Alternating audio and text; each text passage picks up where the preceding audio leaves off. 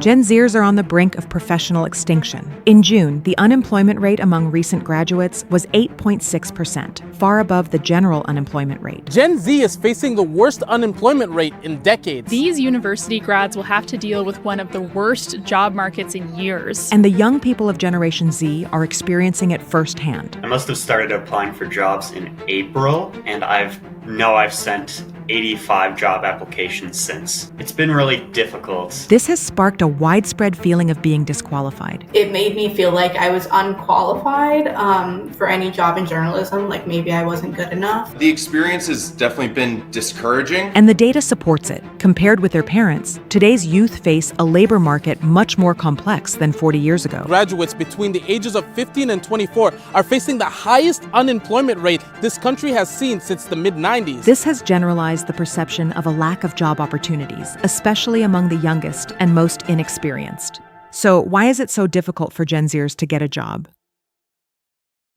The difficulties faced by Generation Z in securing stable employment stem from a mix of economic, business, and political factors. One of the most visible is the paradox of entry-level jobs. Although presented as opportunities for recent graduates, most require prior experience. According to LinkedIn data, more than 40% of vacancies labeled as entry-level in 2025 require at least 2 years of experience, while 22% demand 3 years or more. This requirement contradicts the purpose of such positions and places young people in a vicious circle. They cannot get a job because they lack experience, and they cannot gain experience because they cannot get a job. According to the National Association of Colleges and Employers, nearly 55% of senior students in 2024 anticipated major difficulties in making a quick transition into the labor market due to these growing demands. But the arrival of AI has made this much worse in the tech sector. Companies are eliminating formative entry-level jobs,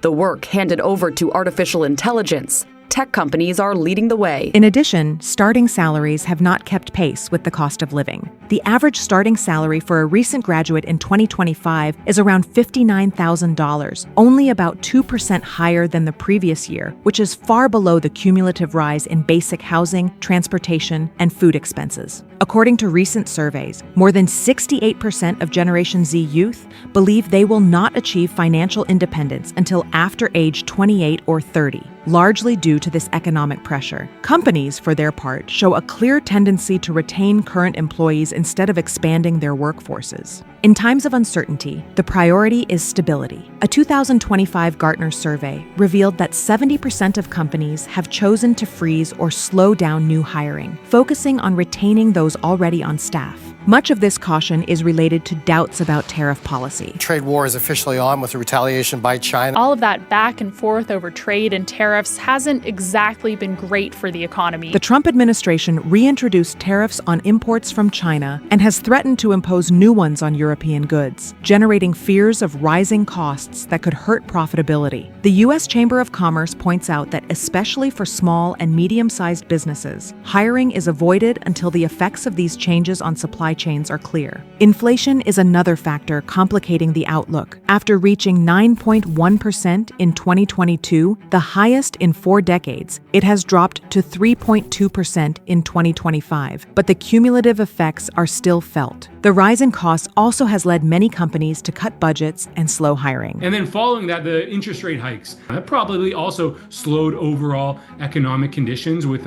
impacts on hiring appetite. According to the Conference Board, only 29% of employers plan to increase hiring of recent graduates in 2025, compared with 41% in 2021. The result is a reduction in opportunities precisely in the segment where recent graduates most need to gain access. The impact of these trends is not limited to the present, but has long-term repercussions. The Federal Reserve has warned of the risk of economic scarring, meaning the lasting negative effect suffered by those entering the labor market during crises. During the 2008 recession, graduates entering the market saw their earnings reduced by as much as 9% for more than a decade. Today, a similar phenomenon threatens to repeat itself. According to the Pew Research Center, nearly half of Generation Z workers believe they will not be able to retire at a traditional age due to their late entry into stable jobs. With high inflation and a suddenly shaky banking system, some Americans are cashing out their retirement funds. The unemployment rate in the 20 to 24 age group stands at 8.6%, compared with 4.3% for the overall workforce, clearly reflecting the disadvantage. The combination of inflation, excessive experience requirements, and hiring freezes creates an adverse scenario for those just starting their careers. The number of vacancies decreases, entry filters rise, and the cost of living remains high. The National Student Clearinghouse reports that in 2025, college enrollment fell nearly 5% compared with 2020, partly because students increasingly question whether a degree guarantees a job. I was told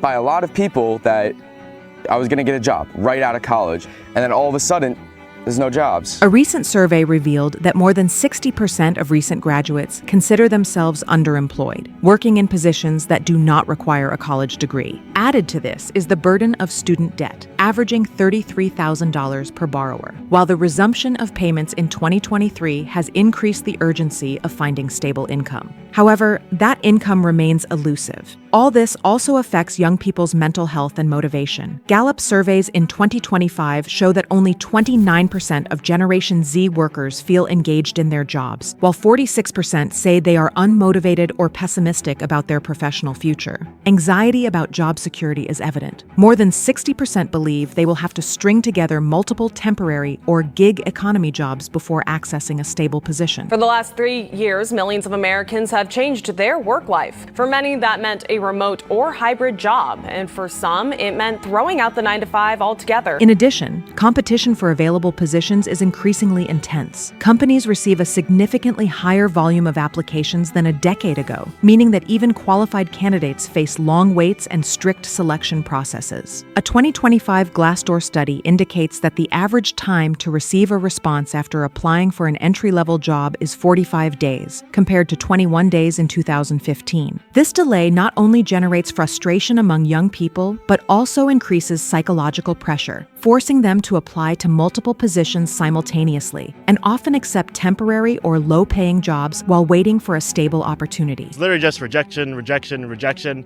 and it's always like the automated messages. I've only gotten like one where it's like, oh, you can do like a video interview, but that's like the first stage out of like 7 others, so no luck. At the same time, internship opportunities, once the bridge to experience, have decreased by 12% between 2022 and 2024. Thus, the chances of meeting employer requirements are reduced even further. Taken together, these factors explain why Generation Z faces so many barriers to entering the labor market in 2025. Entry-level jobs are no longer true gateways. Starting salaries fail to keep up with the cost of living, and companies are reluctant to expand their teams due to the uncertainty of the economic and political context.